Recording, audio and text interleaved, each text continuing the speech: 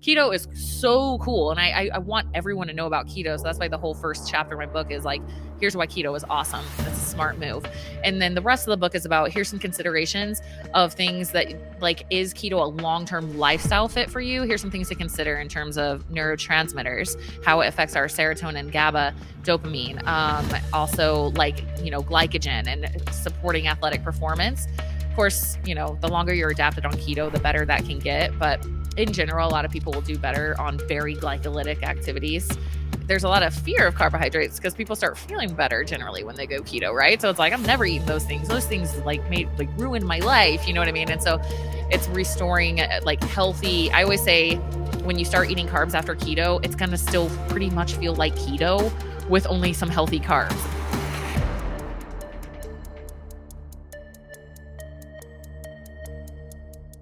Tara Garrison, welcome to the Keto Camp podcast. Yeah, what's up, Ben? Thank you for having me. I've been watching this Keto Camp for so long. It's cool to be on it now. I'm on the other side. I'm grateful to have you on. It's a long time overdue. It really is. We have connected a lot offline, and then we met in person in Orlando, and I just love your energy, your vibe, your enthusiasm. And it's perfect timing because you have a brand new book coming out, which I'm holding on the screen here, called Short-Term Keto. And I was just telling you offline that the book is so well done. The graphics in here, the illustrations, and of course the information is amazing. And we're gonna dive deep into the book. But before we do, I have a question for you. Yeah. How does somebody who I consider, a world-renowned keto coach, a health coach, a fitness expert in this space, go? What you're doing today is incredible. But how do you go from being somebody who wanted to be a Spanish teacher, somebody who grew up in the Mormon faith, somebody who struggled with weight, having trouble losing the weight after your fourth baby specifically? How do you go from all those challenges in your life to doing what you're doing today, Tara? Finally started listening to myself and unapologetically honoring what was best for me. Yeah. I mean, weight was an issue for me since third grade. And I grew up Mormon. I actually loved being Mormon when I was Mormon. I didn't know any different. I was raised in it. I grew up in Virginia, moved to Utah to go to the Mormon college, got married at 20 years old, had 4 kids, live in the Mormon life, lived right in front of the Mormon temple here in Utah. I was a stay-at-home mom, even though I love being a mom. I love my kids more than my own life. But being a stay-at-home mom was definitely not in alignment with my personality, but it was very it's like, if you can at all do that, it's very pushed in the Mormon church, right? So it was like out of pretty much like guilt and obligation. I mean, I think most moms would want to stay at home probably, but for me, there was no balance for me there. I lost myself in it and I felt sad and depressed. I was trying so hard to maximize it, but it just I did not feel fulfilled on a personal level. And so I just gained more and more weight. I had 4, after my 4th, I was still doing some things, I was running marathons. I was doing I call it the story of a woman. It's like, I'll just run. And I saw some photos of you back then when you were running marathons. Yeah. Yeah. And I'm like, I'll just do workout classes and I'll run. Right. Which is there's a lot of women still doing that. And that's why I like to share my message because I'm like, I mean, you can do that if that's fun for you, but if you want a body composition change, it's not the most ideal route, in my opinion. So anyway, I truly got into weightlifting purely out of not wanting to drop my kids off in the middle of the day to this daycare at the gym. And it's this huge 2.5 hour ordeal by the time we get done. And I was like, it's taking up my whole day with my kids. So I'm going to quit that. And I'm going to join this little $10 gym down the street from me. And all they had was weights and some treadmills and ellipticals and stuff. Right. So it was that's it. There's no classes. There's no nothing. It's just you're going to have to learn to lift weights or you're just only going to go on the treadmill, So I did. So I asked a trainer friend. I'd love to share this story. Sorry if anybody's heard me before, share it. But it's just, if you haven't, I'd love to share this because so many people are afraid to get started at the gym. They feel like everybody's looking at them. I don't know what I'm doing. There's all these barriers. I asked a trainer friend of mine, I'm like, how did you get your arms like that? She had nice arms. She's like, oh, here, I'll show you. So we're standing in my backyard. She's sitting in my kid's swing and she's like, go like this. And I'm writing on notebook paper, arms out to sides, arms out to front. And I'm I'm calling it bend over on the bench thing and pull, I mean, I didn't even know what these exercises were called. I brought that piece of paper to the gym with me for 3 months straight. That is all I did. And it's not ideal for circadian rhythm. I don't really recommend this, but at the time I didn't know any better. So I'd put my kids to bed and then I would go, and I started to look forward to that. It was like all day. It was like, oh my gosh, it's almost bedtime. Oh yeah. Okay. So it's 7:30 too early to go to bed. Yeah. You guys are tired, right? Okay. Like it was like me time finally, and I'm listening to music and I'm having fun in there. So that's how it all started. Eventually I started, looking on bodybuilding.com for like 5 best back exercises, and I started there. started getting nerdy about it, figured out what a deadlift was and how to squat. And it became like this kind of a fun new hobby. About 8 months into that, I was so consistent. I was loving it so much. I was in there like every day. I felt like I was like a bodybuilder or something. And I saw a picture of myself at a family reunion and I looked exactly the same. And I was like, what? No.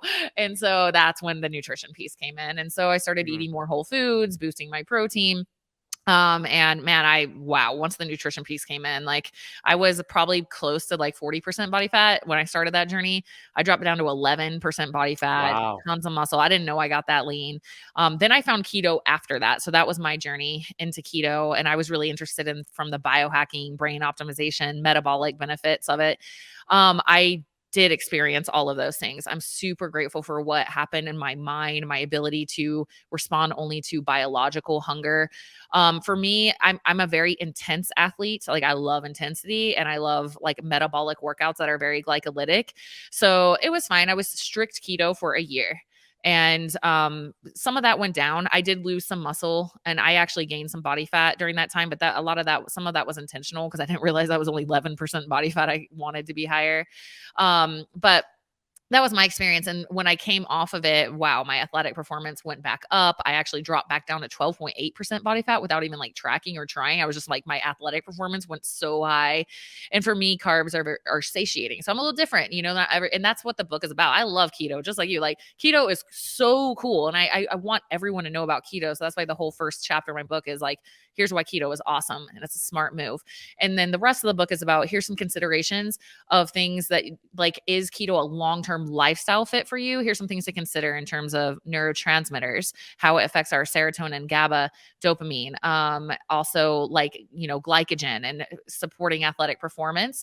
Of course, the longer you're adapted on keto, the better that can get. But in general, a lot of people will do better on very glycolytic activities.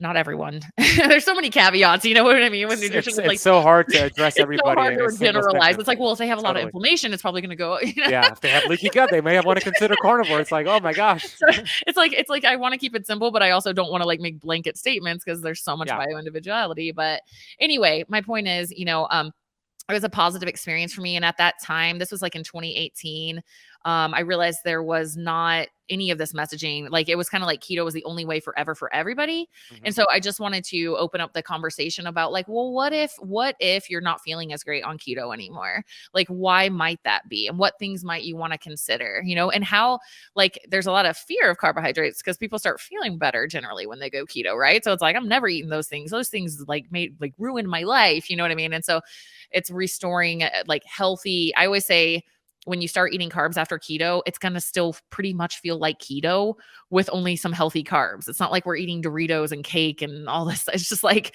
it's like your steak meal. Now you had like a little bit of sweet potato with it. Like, right. You know what I mean? It's not wildly different. So yeah. Anyway, and so for me, that was kind of like my fitness journey. I actually, when I got more healthy and fit, I call it my accidental personal awakening. I mean, I just felt like my mind started working at full tilt. I started becoming more confident. I started asking more questions. I started listening to myself. As I mentioned, I started questioning my religion. I actually had the courage to like listen to myself more than this. You can't look into that because that's bad and Satan's going to get you message. It was really truly what I grew up with. Like, it was like, don't look at anything except what we give you. And I finally had enough inner strength to be like, you know what? No, I have some questions I want answered and I'm going to look them up. It took me 3 weeks I was like as Mormon as it gets. I was in leadership. Like everyone I knew in my whole world was Mormon. I did not know a single person who wasn't Mormon. And had a very rich social circle. Within 3 weeks, I was like, I'm never, ever, ever going back to that place. Wow. And that was my truth. And I definitely don't regret it. It was traumatic, I would say, to go through socially. Like I literally lost like everyone I knew. Right. And was kind of like this lone being for a minute there, trying to figure out life, looking through a new lens. It truly fractures your sense of reality when you leave a religion that you've been believing you're looking at life through this lens of reality, and then that's taken away and you don't even know what reality is anymore. Like it's that like devastating for people who have been really bought into these kind of all-encompassing religions. And then I got divorced 3 months later because I realized the only reason I was in that was because of Mormonism. It's very shamed to be divorced. And so it was like a pretty traumatic life change, but it's been about, 5-6 years since then. And I like to share that story just because I'm like, I would go through it a million times over again to be where I'm at now, living my life of truth and like integrity with myself and what feels right to me. Like, and so like, yeah, if anybody's listening and they're like, you have something going on in your life that your soul is like, please make this change, please, please, please. And you're like, no, what will people think? What will people say? Do it, And so I'm grateful to health and fitness because it really was the catalyst. Like I truly feel that getting more healthy in my mind helped me to be able to step into a life of alignment for myself. So that's kind of my story. No, your story is amazing. I'm sure Thanks. so many could relate to what you just shared.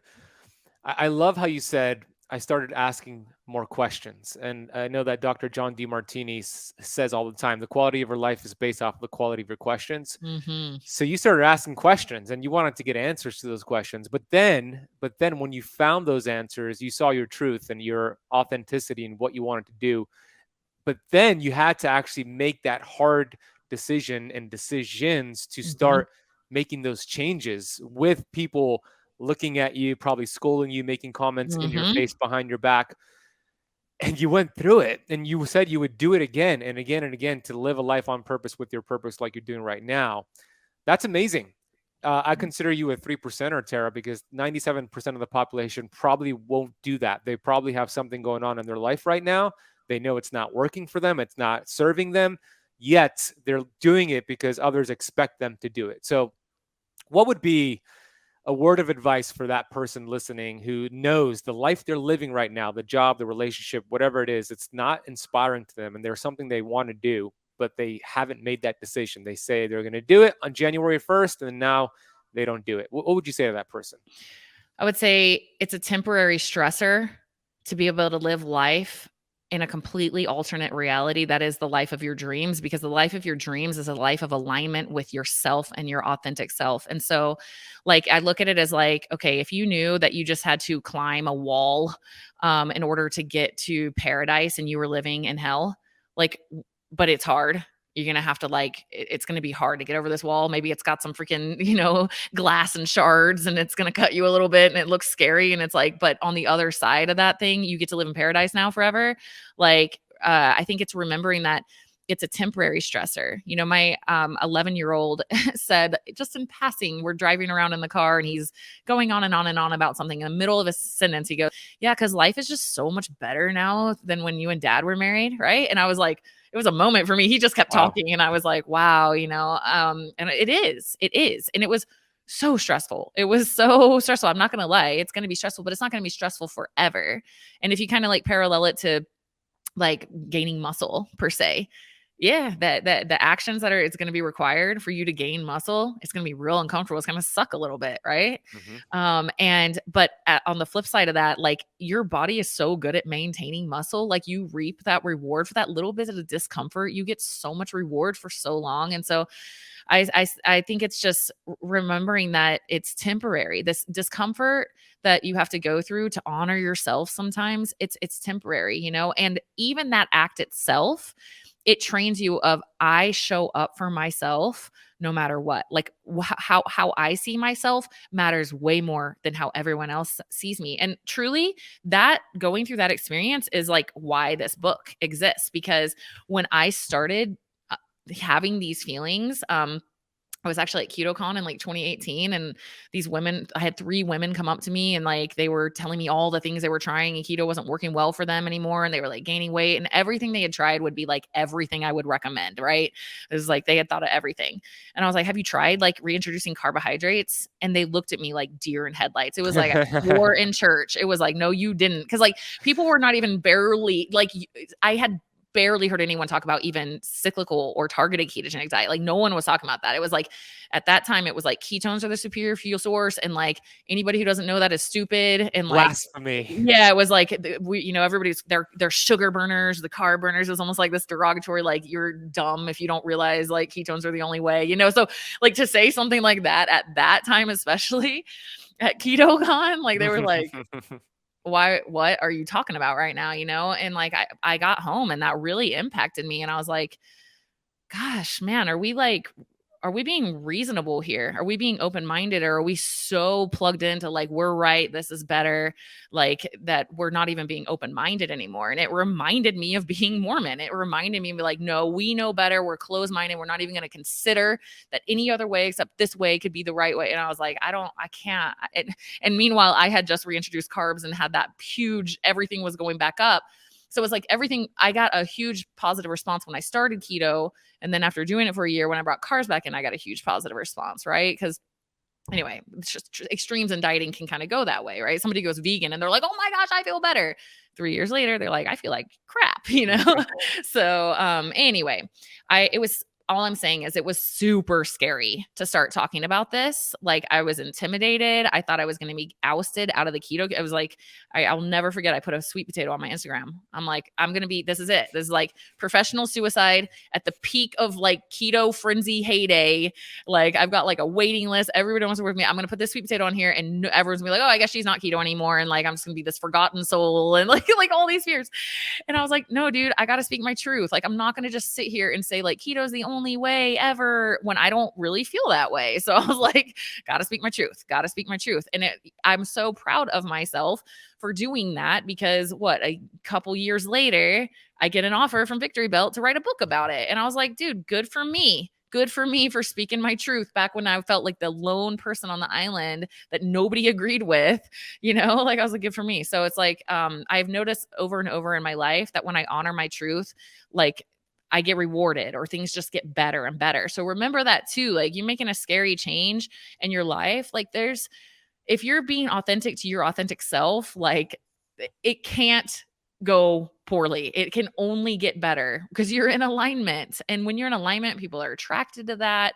Good things come in. So yeah, like I'd say if you're going through a change, you're resisting a change in your life, you're most likely blocking like everything that you really want in your life because of this like fear. So it's like, got to get past it.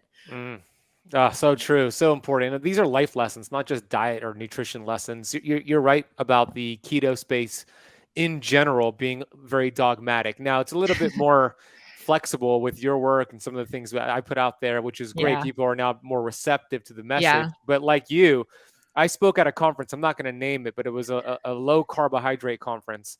And I was not invited back because my message was not what they wanted to hear. They wanted to hear keto for the rest of your life. And I was like, I think we should be keto sometimes, maybe most of the time, but not all the time. What if you're a woman? And I was not invited back, right? So I spoke my truth, and you're speaking your truth. And when you speak your truth, when you live in authenticity, and you're authentic, then all these opportunities come into play. The publisher, Victory Belt Publishing, reached out to you. They're like, hey, we want you to write a book, which means the world wants this message. They wouldn't partner with you if this was a message the world didn't want to hear. So yeah. I love that, Tara. It's amazing. Thank you. Thanks. Yeah. Align with your truth. Align with your truth. And it goes with diet and exercise too. Like I can't tell you, so often as a coach, I feel like I'm just giving people scientific backing for what their intuition was already telling them. Right? It's like, they're like, oh, I really feel like, you know what? I feel like I just need to like stop exercising for a little bit and just sleep more. And I'm like, in my head, I'm like, you think? I'm like, you only have hypothyroidism and you're super inflamed and your CRP's off the charts and you're exhausted and like you want to take naps all day. Like, you think? So Something's I'm got like, to okay, change. well, here's how it works scientifically. You know what I mean? So training is inflammatory and you're already inflamed up to here. And now you're adding more inflammation and then you can't sleep well because you're overtrained and now you can't recover. And like, they're like, oh, okay. So, but it's like, I can give them that scientific backing, but like they already knew that, like on a very basic feeling level, you know? And Yep. so just sharing that in light of this whole conversation we've had, like, trust when you get those like really strong feelings, maybe it's like I need to let alcohol go or even smoking or like whatever. It's like freaking strong in you. Or maybe you're keto and like you're just like not feeling good anymore and your body's like, please eat carbs, and you're like, no, I lost 100 pounds on keto, like I'm never eating carbs. Like maybe hire a coach, you know, like we talk to Ben about that or something. But like I feel like that, like when our soul is speaking to us, you hopefully you know when it's like your soul and not just like, I feel like carbs now. Like today I feel like carb. That's different, I you like how you know. changed the tone. You changed the tone of voice there. Yeah. Or now I feel like, okay, keto now. Now that I'm done with my cheesecake. I mean, it's fine, whatever. Like no guilt or shame about that. But I'm talking about like a deeper feeling of like, I feel like I need to change my approach here. I feel like a lot more emphasis should be placed on our deep inner knowing of what's best for ourselves. And yeah, sometimes it is nice. It is nice to be able to give people like that scientific backings and they're like, holy crap. Okay. Hmm.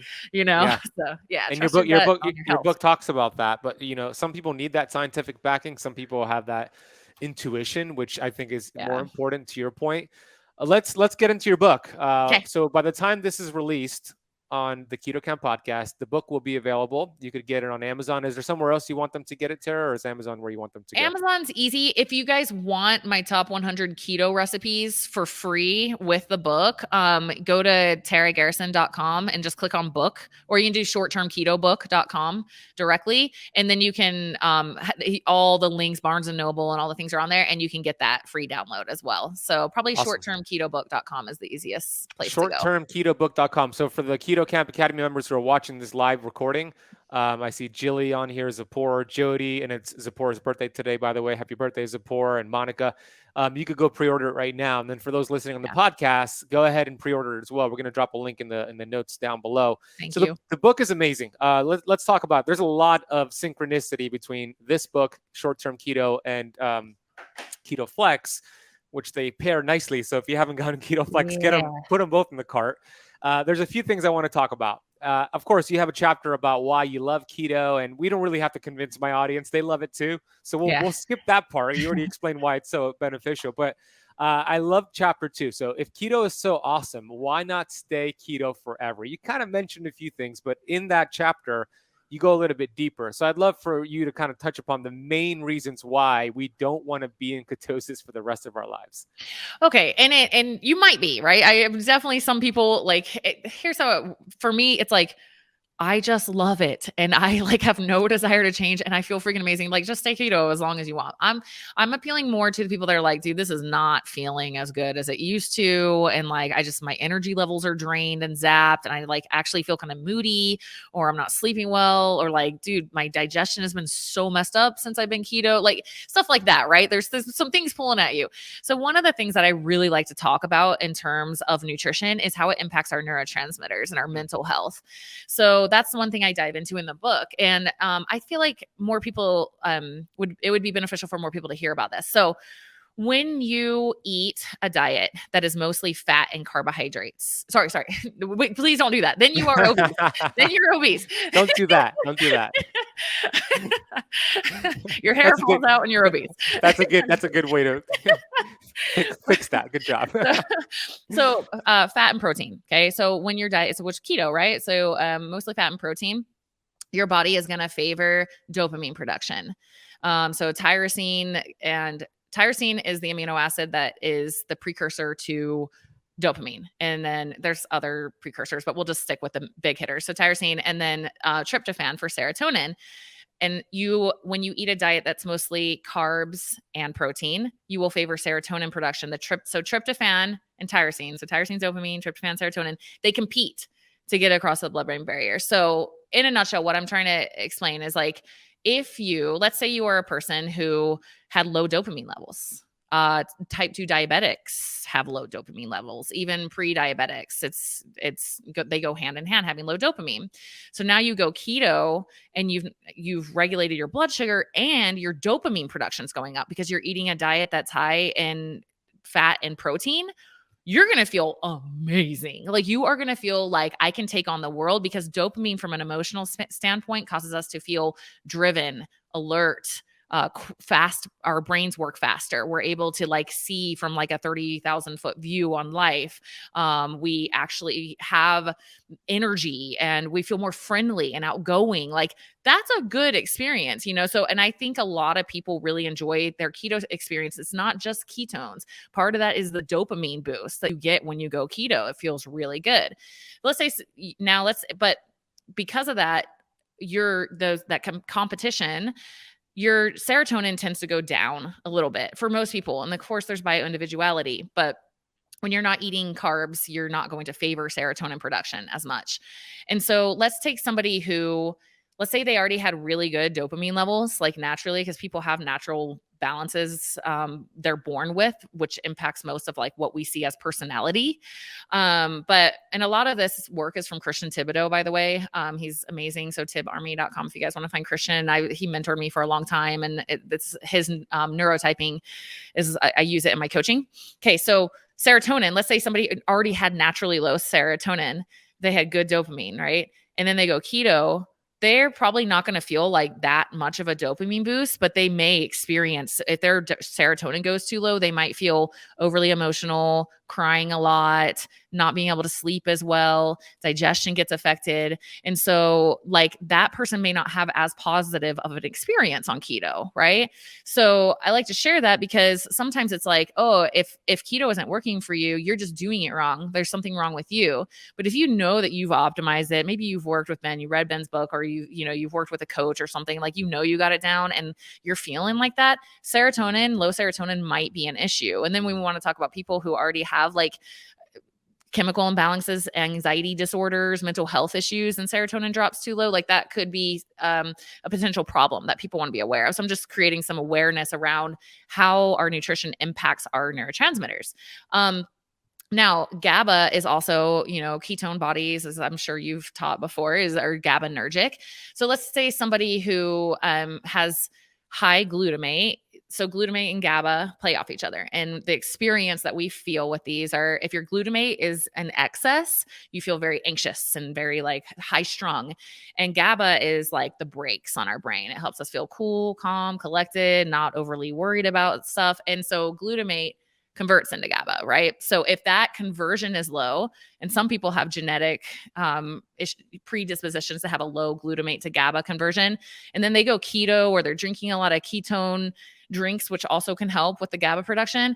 And so now they went from this like high anxiety person to like, I'm cool and chill. Like they're going to love that feeling, right? Yeah. Like that's going to be really beneficial. But also sharing that if you don't have any issues with that, like you're not going to feel like as amazing on keto as like maybe the person next to you. So just trying to create some awareness of like one of the reasons from an emotional and mood standpoint, people don't always have the same experience on keto. And that's why I think we have some keto zealots like I'm telling you, it is the best. And the other person's like, no, it's not. I think this is part of the reason for that, is how they impact our neurotransmitters and how we feel daily. So how do you recommend, that's a great breakdown, by the way. I love that you consider that, because a lot of people don't. How do you recommend testing for that and your neurotransmitters? And let's say somebody has low serotonin, for example, they're doing keto, they don't feel great. What would be some of the things you would recommend for that person? Okay, so testing for neurotransmitters is tough. Like you can, because your neurotransmitter levels change all the time. So doing actual physical tests is very difficult. Like the gut microbiome, right? Very tough to test. Yeah. So the best way that we really have, at least in my opinion, is like through personality testing. So Christian Thibodeau actually has a test for this on his website. If you go to tibarmy.com, you can do his test. I might be able to get a discount link for that. I'll check and see. They've been emailing me lately about, I'll let you know, but you can do that test. And it's actually really fascinating because he talks a lot about how he's looking at, so let's say on the test, it's like, I'm giving them it away, but let's say it's like you're super competitive. That's correlated with dopamine. People, and I've seen it every single time with my the ones who test high, they're super competitive, right? Let's say you're, very like you love children, you're very like lovey, you love animals and children. That's more typical of someone with higher serotonin. So we're looking for personality manifestations is really the best way that we have. And then you can look at like biofeedback. So yes, like what are the symptoms of low serotonin? Look them up, and I list them in the book. I go pretty deep into this, and it's like, oh my God, that is me. Like do a freaking T. Then you can try reincorporating carbohydrates and see if that makes an impact, right? So it's difficult to know exactly for sure because we have to go off of biofeedback and symptomology. But it is something that I have seen time and time again, especially in my female clients coming off of keto. They're like, dude, I feel so much more balanced now after bringing some carbohydrates in. And then we can talk about adrenals and salt and all that stuff too, because I think that's something a lot of women need to be more aware of specifically. Yeah. But yeah. And then, yeah, I recommend, I mean, I would honestly just recommend doing what I have in the recipe and the recipes in the book, because it's a slow increase in carbohydrates, and you get to see each week how you feel at that level of carbohydrates, and then training matches it, so it's a discovery journey if you're looking at, dopamine, serotonin, those kind of things. So, adrenals, that's another reason that I want people to just be aware of it. Before you get into adrenals and salt, your book, the second half, because you kind of mentioned it, the second half has an entire plan of like how to train, what to eat. And I know that those listening can't see it, but those who are watching it, you could see how amazing. I mean, you could see photos of this delicious food. So it gives you kind of like, it's a bulletproof plan, meaning like you don't have to think about it. Just follow the steps in there. That's the second half of the book. So you learn about keto, you learn about why you want to flex in and out. And then she gives you a step-by-step plan. So I wanted to make that clear. That's in the book. Go ahead, Tara, about adrenals and salt. Thanks. And yeah, on that too, I will say, like, I'm really big on matching training and nutrition. It's so important. So that's what we're doing, is like slowly increasing the intensity as you get more carbs or jet fuel, that you're using those in your training approach to be able to adequately use up the carbohydrates. So they're not just coming in as body fat, and also to maximize the results that you get from the gym, like use them intelligently. Right. So that's why I was like, I have to have a training plan in there. So I pushed for that one. And I think you're the one who said muscles are like calorie absorbers. Isn't that your term there? Yeah, right. Yeah. Can I share that real quick? I'd love to share this, because this is like the kind of it's science-based, but I feel like it's like the mindset shift that a lot of people need to hear if they're considering bringing carbohydrates in, and you don't have to forever. It's just like trying keto, like try it and see how you feel. So I feel like there has been this messaging because of what my clients have been telling me. I'm just getting it all the time, that like, it's like literally the concept that the general public or a lot of people have is that if I eat carbs, like my blood sugar just goes up and it just goes straight to body fat. And that's it. That's how it works. Like it's like they're looking at carbohydrates as body fat that you ingest. They believe insulin is like the devil, right? The enemy. And your book talks about that too. Right. So it's like, no, insulin is not, when you are diabetic and pre-diabetic, like eating carbs is going to do that. Right. But let's talk about somebody who's doesn't have high blood sugar. They have normal blood sugar metabolism. That is not at all true. Insulin is an energy shuttling hormone. It is not a fat storage hormone. It's an energy shuttling hormone. It takes glucose and it puts it places in our body, not just fat stores. That's actually the last place that it puts it when it can't put it anywhere else. And so this calorie absorbers or carb sponges, or, all these words that I've come to try to help people understand this, is what happens when you eat a carb. Okay, let's say you have normal blood sugar. Okay, I'm talking to normal blood sugar population. You eat a carbohydrate. It has two places that it can be stored for. Actually, well, first, whatever your body needs in that moment. You need some brain energy, organs, whatever. Sends it all over your body, whatever you need in that moment. And then where does it store the rest of the carbohydrates? In your muscles or your liver. And we can store anywhere from like 350 up to like athletes with a lot of muscle, 800, who knows, possibly more grams. It's a lot of calories. Yeah. Of carbohydrates in our liver and muscles before any of that goes to fat storage. And then, so if you're going to train the next day and you're emptying these buckets, you're, squeezing out your sponges, using all that glycogen to fuel your athletic performance. You come home, you got empty sponges now, you eat carbs, they just go back into the sponges, they fuel next day's athletic performance. And that's why you see all these athletes and things that are eating a lot of carbohydrates and they're super fit and they're not obese, is because of that flow of life.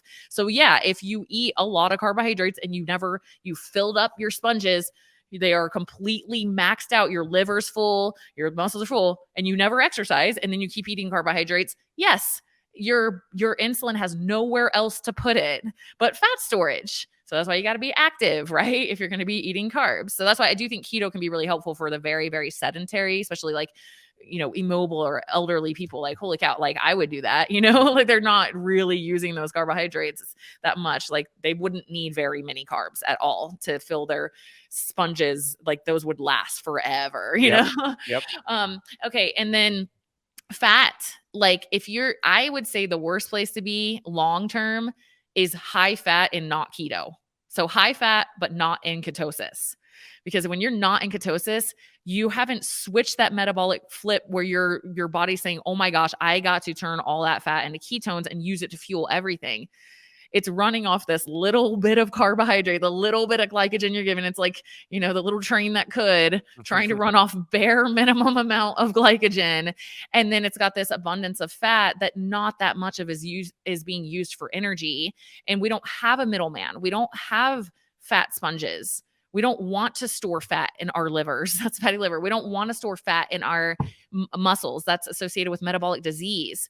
So whatever can't be used in that moment, our insulin actually has nowhere else to put it but fat storage, right? Mm-hmm. So like, that's why I like to educate people is like, if you're going to be lazy keto long-term and you're not really ever in ketosis, but you're just eating a high fat diet, you probably run a high risk of gaining body fat on that approach, because fat isn't being prioritized as a fuel source. So I say, if you're not going to be actually in ketosis and like watching that stuff and like, you're in ketosis, I would actually recommend more of a higher protein, moderate fat and carbohydrate approach. Yeah, great advice. I agree with that. That's terrific. I love the way that you put it. Sponges, right? They have, once you finish up a workout, you have these sponges that could absorb a lot more nutrients and calories. So training according to, or eating according to your training, and you do that so brilliantly, the book talks about that, is such a smart approach, right? Yeah. If, for example, like fasting, you have a section in your book all about different fasting schedules. I want to kind of hear your thoughts on, let's say, a fasted workout, right? A workout where you're no food that day. Mm-hmm. Let's say you're working out at noon. If it's a cardio workout, would you stay fasted throughout, that workout and maybe a little bit longer throughout the day versus a strength training workout? Maybe you wouldn't go into it fasting. Like, how would you personally approach that workout? I always train fasted no matter what I'm doing. I think it's super good for the metabolism. Like if you can get so one of the hallmarks of healthy blood sugar regulation is that you can train fasted in the morning. Yeah. If you feel like you can't hit a workout without eating first, you have some work to do on your blood sugar regulation, at least from what I've learned. And that's my experience and what I've seen with clients. So I always train fasted. I hate training after food, actually. Same. I'm the same way. I'm kind of thriving off the adrenaline boost that I'm getting from being fasted in that workout, and eating will bring that adrenaline down, right? Mm-hmm. So like, not to mention blood flow goes to your gut instead of to the weights or whatever. Great point, exactly. And so yeah, I always train fasted, and I like to push my clients into being able to do that too. And I used to run marathons forever. I ran the Boston Marathon. I used to be like the marathon girl, right? Like that was my big thing. I did that forever, and being able to run long distances fasted, but then like on race day, using like a little bit of fuel because you're so used to being able to do it fasted. Now, like just a little, when I wasn't keto, those were like gels and stuff. And then when I was keto, those were ketones, but having a little bit of like energy boost helper, that did help right? And so like if you're an athlete and you're training for something, I still think it's very beneficial to train your body to be able to do without. And so then once you have that little bit of energy boost and you want something fast acting, not like Ben said, is going to make your guts, they sit there and have to take blood flow away to digest, you want something simple, but then it's like jet fuel, right? So I love training fasted. And then, yeah, like I like fasting after my workout window, especially if it's just cardio. Oh my gosh, definitely do that. Definitely do that. Because you just emptied your sponges and you're making it closer for your body to be able to get into ketosis and go in, possibly, depending on how low carb you are, and go into that like healing mode. And if not, you're increasing insulin sensitivity. Like it's so good for the metabolism. If you're really, really, really, really, really focused on building muscle, like you want that, I would have some like whey protein after your weightlifting session so you can repair, but even on keto, you can get away with maybe a whey protein isolate or whatever, complete protein that responds well with your gut. But otherwise, like, fasting after a workout and training fasted, especially cardio, is super smart in my opinion for just healthy metabolism long-term. Yeah, it's a game changer. My best workouts are when I'm fasted. I just feel so much better. And I'm like, I do what you just said. If it's a cardio workout, I'm going to stay fasted after that workout for 2 to 5 hours. Let human growth hormone keep going up, right? Get the metabolism benefits, and then I'll eat. If it's a heavy strength training workout and I'm in the goal of like building muscle, then I'll have a protein shake. I'll have some aminos. I'll have something that might break the fast, but still support muscle growth. So very important lesson to be learned there. If you could train in the fasted state, whether it's strength training or cardio, and you feel awesome, that is a good sign that your metabolism is doing the things you want it to do, and the work that you're doing is working for you. Yeah. To your point. Now let's switch over to the conversation we're going to have about the adrenals and salt. You want to talk about that. So let's get into that. Okay. So like, I'm sure you've probably taught this, you're familiar, Jeff Volek and Stephen Finney did that. They did a study in terms because people were saying like keto makes you have high cortisol chronically. And I actually became concerned about this too, just like on the symptomology I was seeing, especially in women that had been keto for a long time. They seemed very like in that chronic adrenal stress, like trapped in the sympathetic nervous system kind of vibe. And I was like just observing that a lot. And so I started diving into this. I'm like, what's going on? Does it cause high cortisol? And so Jeff Volek and Stephen Finney did a study showing that if you, basically in a nutshell, and I share all the details in the book, but basically in a nutshell, if you don't have enough salt on keto, your kidneys will excrete aldosterone, and then you'll start to have high adrenaline, high cortisol long-term. So, but this is also one of my concerns, because like it's hard to know on the daily, day-to-day, if you got adequate salt and aldosterone wasn't released from your kidneys. You know what I mean? Like we don't actually know that, right? Like, oh, I feel like I'm losing some aldosterone right now. Oh, there it goes. And so this is just more of a word of caution. If you are feeling like, I just had Mindy Pelz on my podcast last week, and she's awesome. She calls it rushing woman syndrome. And so she was like that. Right. Yeah. And to me, that's like a hallmark of adrenal stress, right? Like when I think of adrenal stress and like what that looks like in a person, they're like always have to be busy every second. Like they're not okay with like sitting still and being calm. They have to do everything for everybody. They're not willing to just be like, oh yeah, whatever, they're just like earning value through achievement. They feel overwhelmed a lot. Like that's all like how I kind of imagine somebody who's like in adrenal fatigue is just like that rushing woman syndrome. And so like, if you're on keto and you're feeling like that, like you got to kind of own it. You're like, yeah, I am kind of like that. The first thing is, if you want to stay keto, I would really, really start monitoring your salt intake more quickly. Maybe do Barton's test. Does Barton work with you? Do you have a link for that? Yeah. Upgraded formulas. Yeah, they're actually a sponsor of the podcast, so it's perfect. Yeah. Perfect. Yeah. So do that whole thing, check your salt levels. And then, if that's becoming like a chronic thing, especially if you're like, you work out a lot and you drink a lot of coffee and like all this diuretic stuff and you're sweating and you're keto, like, Oh my gosh. Like if that's becoming a long-term thing and you just feel like you're stuck there, you might want to consider possibly bringing some carbohydrates in, because carbohydrates help us maintain sodium balance much easier, you know? And so it's just, it's not like you have to stop doing keto because of that, but it's just like, I want to get the word out there and help people become aware. Like, am I really experiencing that? Do I feel like I'm kind of in like trapped in stress mode on keto? Then I might want to consider, one, really watching my salt, or two, possibly reintroducing some carbohydrates, and then just Yeah. match my training. And then you get to eat carbs again. There Yay. you go. It's like a win-win. I love that. Very important message, because salt is important. We've demonized salt because of bad misinformation, just like saturated fat. We're Right. seeing this to this day, but especially in the beginning when you're making the transition from being a sugar burner, we call them, right, to being a fat burner and getting into ketosis, you're going to have that diuresis, that electrolyte Right. dumping, because you're lowering insulin, and then you lose excess water weight, and sodium, potassium, magnesium goes Right. along with it. Right. But even as you're months in, if you're feeling like Tara was saying, you feel like you're rushing all the time, you just feel a little bit off, you're on edge, increase the salt. If you're having coffee Mhm. every day, you're losing more electrolytes. Yep. Increase the salt, like throw salt in your coffee. And then Right. eventually, we want you to, most people, to start incorporating some healthy carbohydrates and going in and out of ketosis, which your book talks about, which is a good transition. Because here's what I hear all the time, and I know you do because I saw it in your book. I want to do a keto flex day. So I call it a keto flex day, which is just keto cycling, high carb day. Nice. You teach it in your book. But I'm scared of bringing back carbs, because I think it's going to lead to a month of eating carbs and out of control eating. You call it carbophobia in the book, page Yeah. 99. I love that. So how do you address the carbophobia, Oh Tara? my gosh, I've been calling it that for a long time. I personally think I coined that word. I remember making that up. I don't know I've if never somebody heard else it until I also read made your it up, book. but Yeah, so I'm going to give it to you. I'm pretty sure.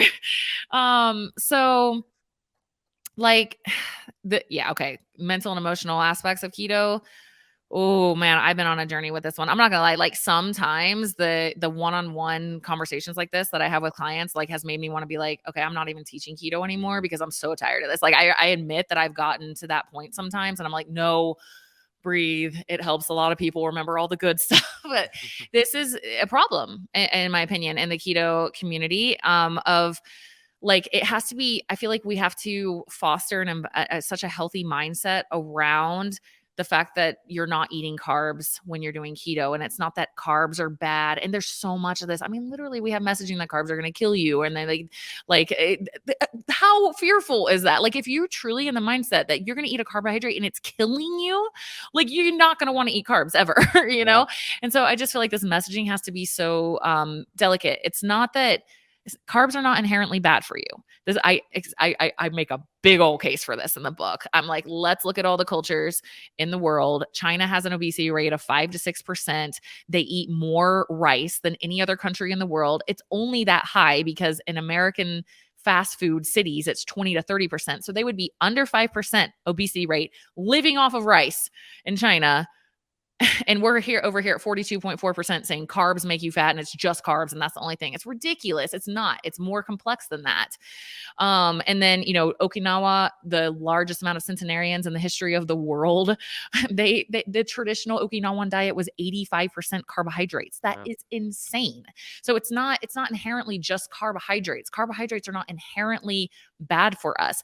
It's what's happened to our metabolisms as a result of sitting all day and eating a ton of processed foods and overconsumption, and our bodies have lost the ability to just easily and naturally go into ketosis.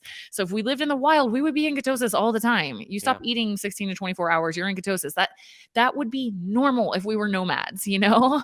And plus, like the output we would be giving, you'd be going into ketosis much faster than that because you're like burning through all your glycogen, the little bit that you do have. So it's keto is as natural as it gets for the human metabolism, and we've lost it. And that's why people get keto flu and all this stuff. It's like, dude, our bodies are not doing what they are designed to be able to do. And that's why I love keto, because it gets you back to that natural state that we were designed to be able to do. Amen. So, but that doesn't mean carbs are bad. And so when Ben tells you to have a keto flex day, it's intelligently designed because actually, let's look at nature, who I believe is the master teacher. What would happen in nature if you came across some carbohydrates and you were starving and you were a nomad? You would freaking eat them, and they would support life, and they have vitamins and minerals and fibers and all these things that you haven't been getting, and you would just go along your merry way and you work out and you would go back into ketosis, And so I it's don't know. I think the tribe leader would say, we don't eat that. We're keto, bro. yeah. They're like, please. He's like, dude, you could at least get to a 7.0 on your ketones, man. Like, pass it up. Yeah, that didn't happen. They ate the carbs. There's not one culture in the history of this world, to your point, that stayed with the same diet long term, including keto. Whenever they had the opportunity, they had the Right. carbohydrates. It was all Natural. for survival. We're designed that way, to your And point. and I love that you're doing the keto flex, because what I've always said is like, when you're up regulating one thing in your body, you're down regulating something else. So keto is a huge pendulum swing, and a lot of stuff's getting up regulated, and that feels really good. Like your blood sugar management's getting better, your mood's probably getting better, you're probably dropping inflammation because ketone bodies are anti-inflammatory. Like a lot of stuff's going good. But like your body's ability to, that we're talking about the cortisol and adrenaline, and being able to fuel certain parts of our brain and being able to fuel athletic performance for high intensity intervals and things like that, that's going down, right?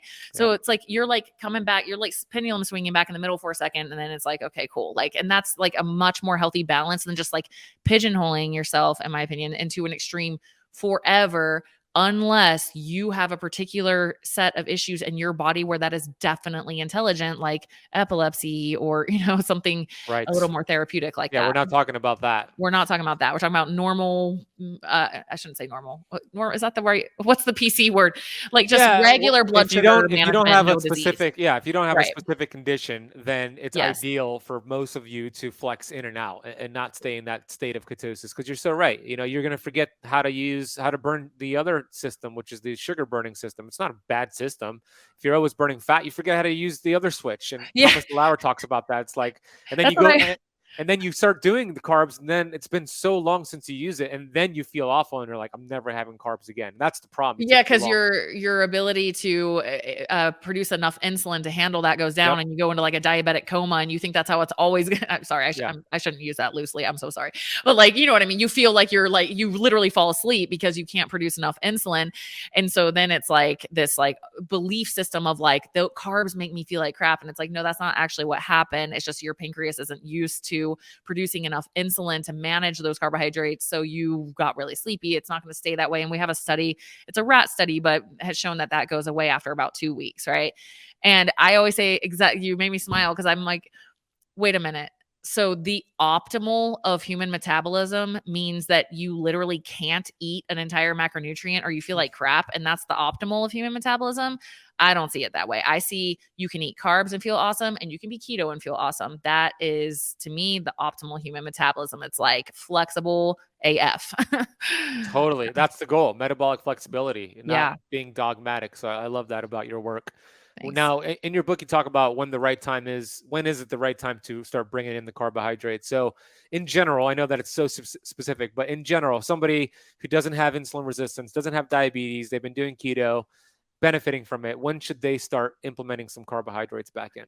For me, I like it's very simple biofeedback, and it's like you're just not feeling that great anymore. I get this a lot, especially from women, and I do think it can be thyroid issues a lot. Like, and it's not like permanent thyroid issues. It's just, thyroid can slow down a little bit for some people, not everyone though. I've had clients where their thyroid actually went up from being keto, so it's always different. So you can't make blanket statements, but because like I think it's because their gut issues got healed and the HPA axis function went up or something. But anyway. If you're just not feeling that great anymore on keto, like you're just feeling like lethargic and just not as much energy like you used to, when you're still optimizing salt, you're still doing all those things, might be a time for a little bit of switch. Also, if you're just like not getting results anymore, like you started off and things were going like really, really good, and you actually you lost a lot of body fat, and you started working out more, and now you're in the gym a lot and stuff, and you're just like not getting body composition changes. I like to remind people you're not in the same body as you used to be anymore, and now you can use carbohydrates intelligently to fuel that athletic performance. They can go in your sponges, and you can like hit it harder in the gym, and you can drop that fat down a little bit, and now you can start getting easier body composition changes. Another is like you're just not sleeping well. Maybe you've Mm. had diarrhea the entire time you've been keto and you're just not telling anybody. And it's like maybe having chronic diarrhea, no matter what I try, is not really working for me. Stuff like that where it's like you don't sleep well, you're moody, you feel kind of sadness. I would watch for that with serotonin. And yeah, just generally there's a whole list of it in my book, but like something is going on where you're just like, dude, I'm just not really feeling that good. Yep. That's when I would make a switch and just try, it's 4 weeks in my book or whatever, however you want to do it. It's 4 weeks of just like slowly bringing carbohydrates up, because I don't want to slam people's guts with too much fiber at once, because that can be a barrier, and too much carbs at once can be a barrier because you get that drop in insulin secretion. So people, like if you eat like 50 million carbs when you've been keto, you're gonna feel like crap. You can't handle that right now. So it's a slow titration up, and like, just try it, just try it for 4 weeks and see how you feel. And then if you didn't feel better, you can always go back to keto. Yeah, exactly. You go back to what was working for you. No, I love how you teach it from the lens of having an intuition with your body, like having this relationship with your body. And it's true, because we have mechanisms in our body.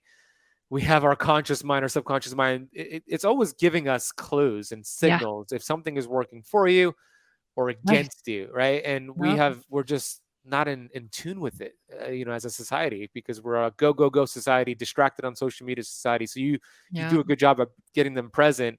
And okay, let's assess what's going on with your body. Like, do you feel like you're getting brain fog again? Do you feel like you have diarrhea, right? That's a problem. Something needs to change there. So I love how you're teaching this relationship, to have this relationship with the body, and you're not teaching people to just cut their calories and stay in ketosis. We don't want to do that. No, thanks. I ask my body often, what do you need? It's really cool. I highly recommend it. Just like tap in for something, like, what do you need? It's crazy. Like the stuff that will come in, and then I actually find out from a scientific backing, like, it's like, oh, you did me magnesium. I got my test. That was crazy. Wow. So yeah. What do you need? What do you need? I love that. It's so cool. The body keeps the score. There's a book all about that. Yeah. So your book is going to be, by the time this episode is out, your book would be released, and you could find the book. What was the landing page to get those free resources? Oh, sorry, I said complete. That's Drew's book. That's Drew's book. Because my book looks so much like Drew's book. I texted Drew. I'm like, Drew, I did not have control over this title cover. I'm so sorry. Is it the same publisher or different publisher than different Drew? Publisher? I didn't pick this up. Like, they told me to take this picture. I was like, Drew, I was laughing. We're friends, so I know you are. Yeah, I love Drew. Short-Term Keto Book.com is the Short-Term Keto Book.com. So there you go. We'll put a link for it down below. Get the book. I think it's going to change your life. It's the holiday season. So buy it for you, buy it for a friend, gift it to somebody. Do you plan on doing the audio version as well, Tara? I don't know yet. I would love to, because I'm an audio version. I need to ask the publisher about it, but there's no plans for that right now. I'm doing mine. I'm about to wrap it up. It's a beast to record the audio. So if you do it, but I think you should, because a lot of people like you, they listen to the books, and you'd help more people. So I think they would say, yeah, let's do it. Okay. Monica, as you can see her comment, she's in the academy. She just pre-ordered your book. Thank you, Monica. I appreciate it. I hope it is helpful for you. It's going to help Monica. She's in the Bahamas. She's awesome. So where else can they find you, Tara? List your social medias, your website, all that. Coach Tara Garrison everywhere. Instagram is my main home address. Follow me in stories. I give a lot of ideas in Instagram stories. If you're unfamiliar with those, check them out. Little circles at the top. TikTok, I'm growing my TikTok. I'm not growing my TikTok as much as you are, though. Holy cow. I checked yours out. That's pretty awesome. But I love your TikTok, though. It's so fun. You got a lot of fitness workouts on there. Thanks. Yeah, lots of workouts on my TikTok. And then taragarrison.com is my website. And you can find me on everything from there. And I do have Inside Out Health podcasts, I got to say, because Ben's coming on there soon. So Inside Out Health. Go subscribe to her podcast. We're going to put, Rachel from our team is going to put all of the information that Tara just shared, all the links down below, including where to get her book. Highly recommend you get her book and show her some love. Go follow her on Instagram in the little circles. It's the stories. She has some great stories on there. On TikTok, we'll put your TikTok handle down below. Tara, I want to acknowledge you and say thank you for choosing your authentic self back in 2015, 2016, when you had that major life transition. Thanks. Not only did that decision serve you and your future and your kids and your future relationships, but or I should say, and it's serving so many people, and it will continue to serve millions and millions of people in this world because of that decision you made to choose yourself. So thank you for being bold and choosing yourself, giving us permission to choose ourselves, and also helping us develop a strong, healthy relationship with our body, both mental, physical. And I just love what you're doing. And I love that we know each other. So thank you for coming on the show and for your amazing work. Thank you. That means a lot. Thank you so much, Ben. Thanks for having me. And thanks everybody who listened.